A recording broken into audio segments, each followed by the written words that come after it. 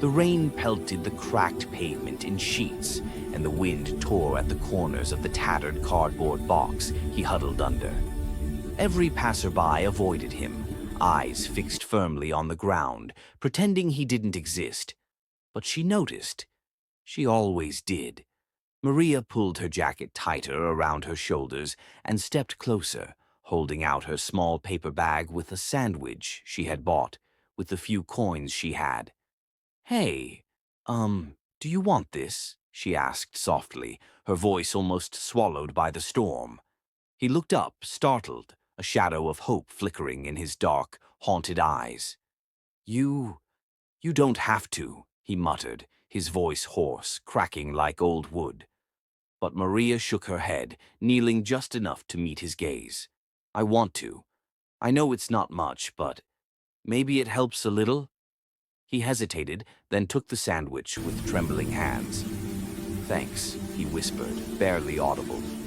She smiled, a little awkward, a little nervous but warm. "No problem. I'll see you tomorrow?" she asked, almost as an afterthought.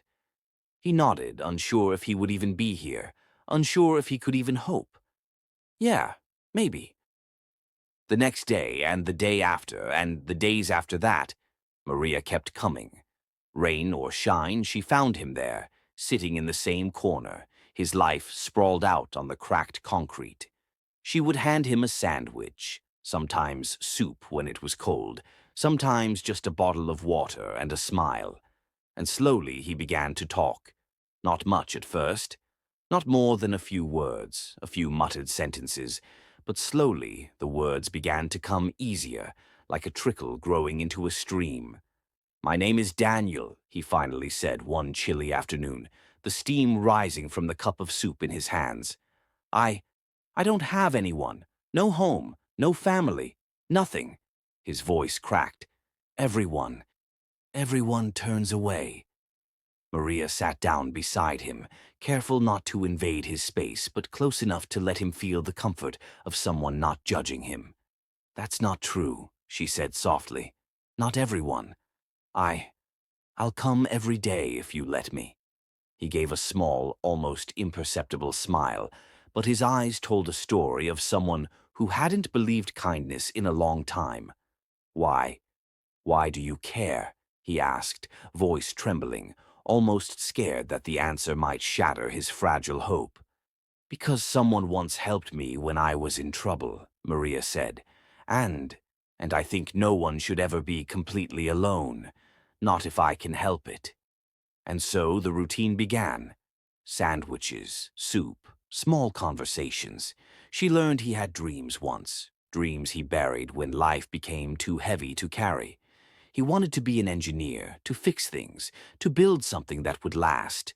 But life had other plans, or so he thought, and each day, with Maria's quiet presence, a tiny ember of hope ignited inside him, though he would never admit it.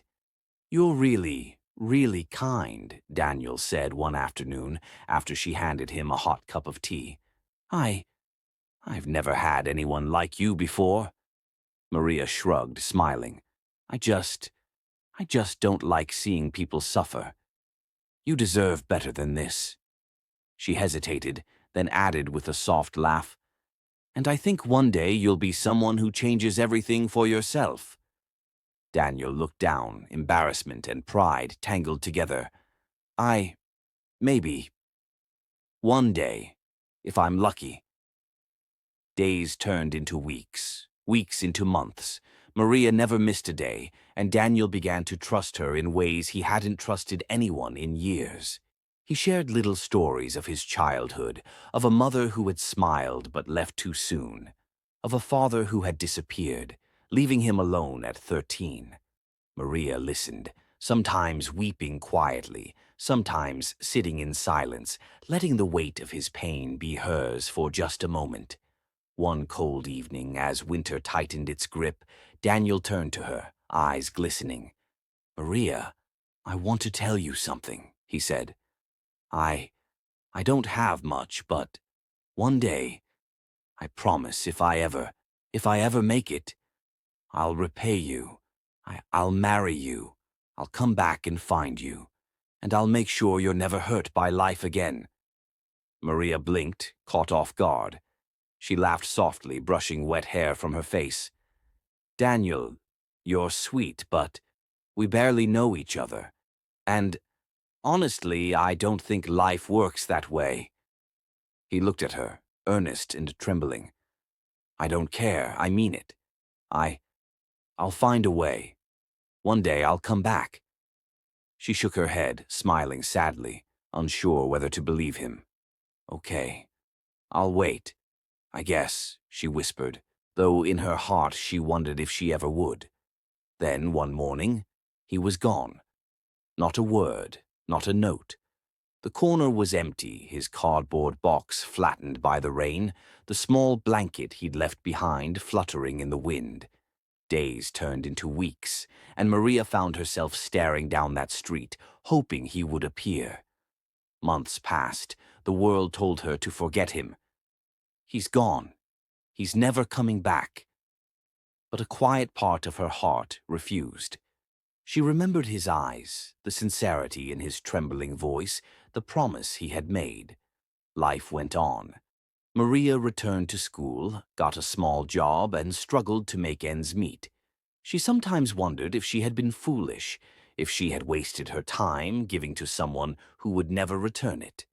But deep down she carried the ember of hope he had left behind, a spark she could not extinguish. And then, 10 years later, the world tilted in a way she could never have expected.